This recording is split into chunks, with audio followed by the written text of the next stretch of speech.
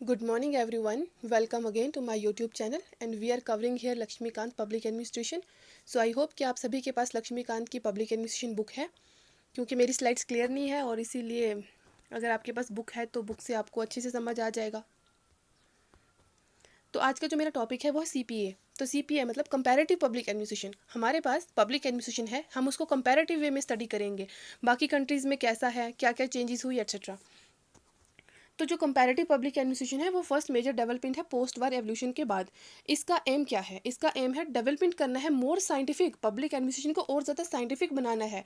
और कैसे बनाना है? By building and strengthening theory in the public administration. Public administration में थ्योरी को स्ट्रेंथन करके बिल्ड करके कुछ न्यू थ्योरी को ऐड करके इसको एक हमने कंपैरेटिव वे में लेके एक साइंटिफिक रूप देना है. और इसके बाद आता है CPA हमारे पास क्या किसके लिए स्टैंड करता है? Cross cultural and cross national public administration. मतलब जो पब्लिक एडमिनिस्ट्रेशन था ना वो कल्चरल बॉन्ड था, और जो CPA है वो क्रॉस कल्चर है, अलग अलग कल्चर की स्टडी करता है, अलग अलग कंट्रीज़ के पब्लिक एडमिनिस्ट्रेशन की स्टडी करता है. इसके दो मोटिवेशन कंसर्न है. फर्स्ट है थ्योरी बिल्डिंग, थ्योरी को बिल्ड करना है. सेकंड है administrative problem of the developing countries. Developing country में एडमिनिस्ट्रेशन को रन करने में क्या क्या प्रॉब्लम्स आ रही है उनका कंसर्न. और इस पीरियड को फेरल हेडी ने हे डे बोला है, एक उत्साहपूर्वक डे बोला है कंपैरेटिव पब्लिक एडमिनिस्ट्रेशन मूवमेंट में. ये जो मूवमेंट स्टार्ट किया है ये CPA वाला कंपैरेटिव वे में स्टडी करने वाला, इस पीरियड को फेरल हेडी ने हे डे बोला है 1960s में. फिर आता है हमारे पास निकोलस हेनरी ने क्या बोला, कंपैरेटिव पब्लिक एडमिनिस्ट्रेशन जो है वो डिफरेंट है ट्रेडिशनल पुराने वाले से या अमेरिकन पब्लिक एडमिनिस्ट्रेशन से दो रिस्पेक्ट में. कैसे कैसे? जो पब्लिक एडमिनिस्ट्रेशन है वो कल्चरल बॉन्ड है, एथनोसेंट्रिक है, जबकि जो CPA है वो क्रॉस कल्चरल है, वो उसका जो ओरिएंटेशन और जो थ्रस्ट है वो ब्रॉडर लेवल का है, वो हर एक कंट्री की हर एक नेशन की कल्चर को स्टडी करके बनाया जाने वाला है. इसीलिए ये क्या है, जो CPA है हमारे पास वो क्रॉस कल्चरल है अपनी ओरिएंटेशन और थ्रस्ट में. इन 1936 में LD वाइट ने ऑब्जर्व किया कि जो प्रिंसिपल ऑफ एडमिनिस्ट्रेशन है वो यूज़फुल हैं, वो यूज़फुल गाइड ऑफ एक्शन होंगे पब्लिक एडमिनिस्ट्रेशन में, जैसे कि Russia, great Britain, Iraq, USA में एट्सेट्रा. बाद में रॉबर्ट डेल ने 1947 में एंड वाल्डो ने 1940 आउट में ये पॉइंट आउट किया कि जो पब्लिक एडमिनिस्ट्रेशन है वो one part of the globe is quite a different animal from the public administration. मतलब कि दोनों का लेवल जो है बहुत ही अलग है, एक जो है वो एक एनिमल है एंड सेकंड एक ग्लोब के अलग अलग हिस्से में है. ऐसा करके किसने बोला? इसने वाल्डो ने, सॉरी वाल्डो ने बोला, यस वाल्डो ने ही बोला. फिर आता है हमारे पास पब्लिक एडमिनिस्ट्रेशन एक प्रैक्टिशनरी ओरिएंटेड है, हम उसको प्रैक्टिस करते हैं, रियल वर्ल्ड में अप्लाई करते हैं और इन्वॉल्व है रियल वर्ल्ड, हम उसको अप्लाई करते हैं पब्लिक एडमिनिस्ट्रेशन को. जबकि जो CPA है वो सिर्फ अटैम्प्ट कर रहा है, थ्योरी को बिल्ड कर रहा है, वो थ्योरी बनेगी, उसको वो वेरीफाई होगी, चलेगी नहीं चलेगी, उसको एक्सेप्ट किया जाएगा नहीं, वो अलग बात है. लेकिन जो CPA है वो अटैम्प्ट कर रहा है थ्योरी को बिल्ड करने में and seek knowledge for the sake of knowledge.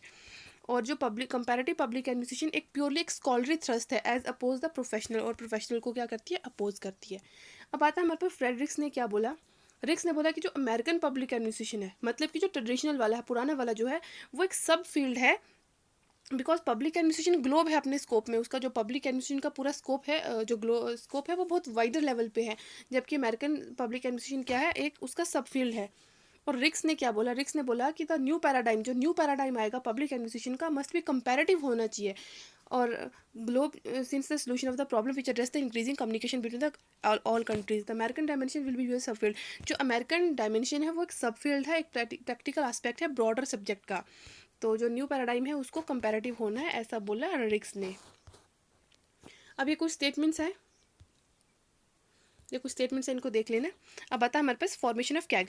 तो जो मोस्ट इंपॉर्टेंट सिंगल कंट्रीब्यूशन, मतलब CPA की ग्रोथ में सबसे ज़्यादा जिसका सिंगल कंट्रीब्यूशन रहा है स्टार्टिंग से, वो है हमारे पास कैग, कंपैरेटिव एडमिनिस्ट्रेशन ग्रुप, जो कि फाउंड हुआ था, स्टैब्लिश हुआ था 1960s में. 1960 में फाउंड हुआ था as a committee of ASPA. ASPA क्या है हमारे पास? American Society for Public Administration, setup हुई थी 1939 में. और इसके जो इमिनेंट स्कॉलर कौन कौन है कैग के? फ्रेडरिक्स हैं, अल्फ्रेड डायमंड है, फेरल हेड, इडवाल्डो वाइल्सा, Martin Landau, William Siffin, John Montgomery, Ralph बैटिन, रॉबर्ट ग्रॉस एट्सेट्रा. जो रिक्स है वो मेजर एक्सपोनेंट है, रिक्स ने ही ज़्यादा इसको फैलाया CPA को, और इसलिए इनको father of comparative public administration भी बोला जाता है. और वो क्या के 1 डिकेड तक क्या रहे थे, चेयरमैन भी रहे थे, 1960 से 1970 के बीच में उसके तक रहे थे. उसके बाद इनके बाद आगे थे रिचर्ड गैबले आगे थे. फिर आता है हमारे पास with regard to the composition basic thrust of CAG. Riggs ने बोला कि the CAG consist largely scholar who have serve on technical corporation mission in the many part of the world. ये पढ़ लेना, कुछ खास नहीं है इसमें से समझने वाला। उसके बाद आता है हमारे पास comparative public administration got comparative public administration को रियल इम्प्यूटिस कब मिला, 1962 में मिला, जब कैग को फाइनेंशियल सपोर्ट मिली फोर्ड फाउंडेशन से। तो जो कैग है वो जो कैग का जो प्रोग्राम है ना, उसके 3 ऑब्जेक्टिव थे। क्या क्या थे? फर्स्ट है इनकरेज करना था रिसर्च को, कंपैरेटिव पब्लिक एडमिनिस्ट्रेशन में रिसर्च को बढ़ावा देना था। इनकरेज करना था टीचिंग को भी कंपैरेटिव पब्लिक एडमिनिस्ट्रेशन में। और थर्ड है कंट्रीब्यूट करना था मोर इफेक्टिव पब्लिक पॉलिसी को भी मोर इफेक्टिवली क्या करना था, कंट्रीब्यूट करना था इन सीपीए। तो अभी तक हमने बस ये पढ़ा फॉर्मेशन ऑफ कैग कहाँ से हुआ था। फॉर्मेशन ऑफ कैग जो 1960s में हुआ था, आसपा के थ्रू हुआ था, और आसपा कब फाउंड हुई थी, 1939 में। तो ये इसके कुछ स्कॉलर्स हैं। उसके बाद रिक्स को फादर बोला जाता है क्योंकि वो मेजर एक्सपोनेंट थे पब्लिक एडमिनिस्ट्रेशन के। उसके बाद जो कैग है, कैग को रियल इम्प्यूटिस कब मिला था, 1962 में, जबकि उसको फोर्ड फाउंडेशन से फाइनेंशियल सपोर्ट मिला था। उसके बाद कैग का जो ऑब्जेक्टिव है वो 3 ऑब्जेक्टिव है। सबसे पहला है इनकरेज करना रिसर्च को बढ़ावा देना है पब्लिक एडमिनिस्ट्रेशन में, टीचिंग को बढ़ावा देना है पब्लिक एडमिनिस्ट्रेशन में, और इफेक्टिव पब्लिक पॉलिसी को फॉर्मुलेट करना है in the field of development administration. Administration की कैसे डेवलपमेंट की जाए उसके लिए पब्लिक पॉलिसी को भी इफेक्टिव तरह से कंट्रीब्यूट करना है। तो इतना ही है हमारे पास अभी फ़िलहाल कैग, बाकी हम कल पढ़ेंगे। आई होप आपको समझ आ गया है। नहीं समझ आया तो फिर से वीडियो देख लेना और एक बार खुद भी बुक से पढ़ लेना। सो थैंक यू मेरा चैनल लाइक करने के लिए, शेयर करने के लिए और सब्सक्राइब करने के लिए। मिलते हैं नेक्स्ट वीडियो में।